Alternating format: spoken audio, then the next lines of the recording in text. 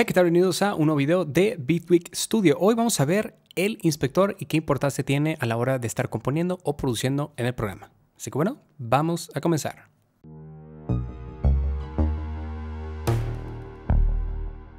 Muy bien, el inspector va a aparecer siempre acá a la izquierda. Este lo podemos minimizar totalmente para que nos dé más espacio en cuando pues no lo necesitemos. Y lo podemos hacer así de grande. O sea, el ancho y el alto, digamos que ahí queda, no lo puedes modificar. Es más que nada eso. Solamente lo puedes ocultar.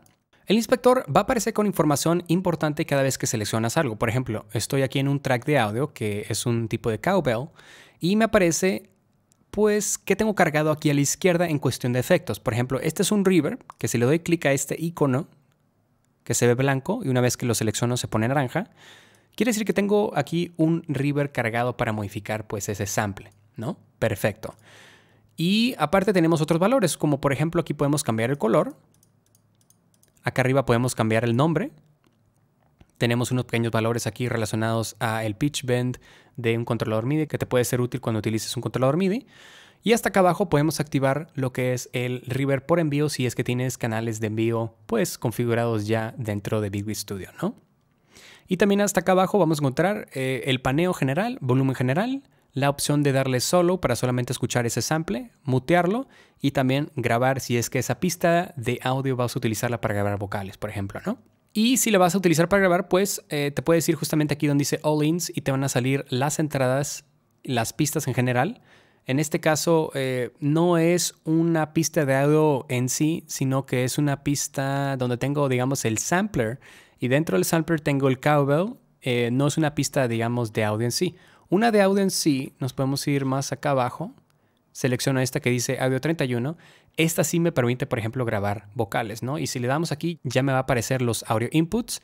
Y justamente aquí pueden ver cómo está reconociendo mi voz porque, bueno, estoy utilizando el micrófono para grabar este tutorial, ¿no? Entonces aquí tenemos las entradas y tú puedes escoger. Esto de las entradas estéreo o mono, tú las puedes configurar directamente acá. Nos vamos aquí arriba en el icono, le damos clic.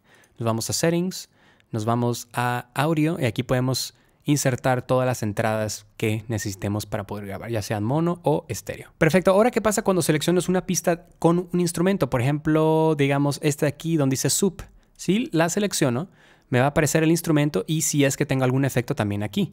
De igual forma me sale un icono de más para yo agregar más efectos o diferentes cosas, ¿no? Si le doy clic aquí, bueno, abrimos Serum, que Serum es el que estoy utilizando en este caso.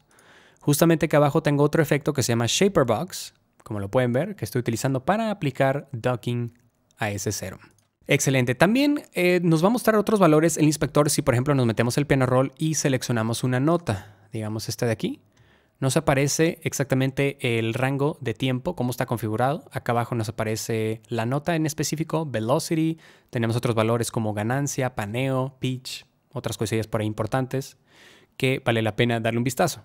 Y si seleccionas un clip de audio directo que hayas insertado, como por ejemplo este de aquí, que es un drum, me van a aparecer otras cosas. Te sale la firma de tempo, te sale la posición, duración, si lo quieres loopear o no. Puedes hacer fade-ins, fade-outs. Lo puedes mutear directamente desde aquí con este botón.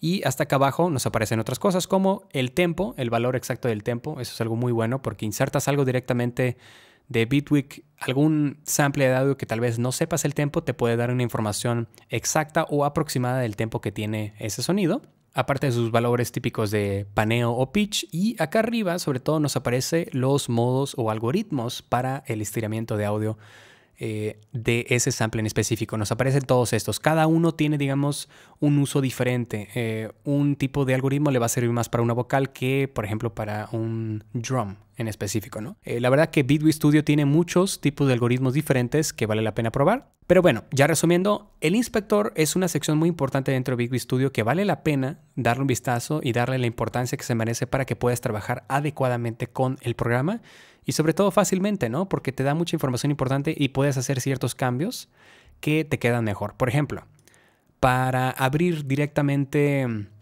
no sé, un instrumento como este o un efecto, queda mejor abrirlo desde aquí que irte directamente acá abajo a la sección de dispositivos. Es un clic y luego otro clic para abrir el contact. Esto es más tedioso, toma más tiempo.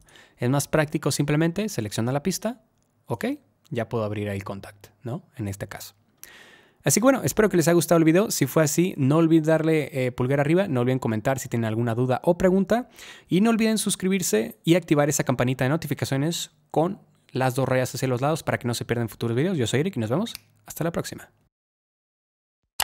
Déjame decirte algo. Dale like, yeah, yeah. Dale like, dale like, dale like, pa, ra, pa, pa, pa, pa.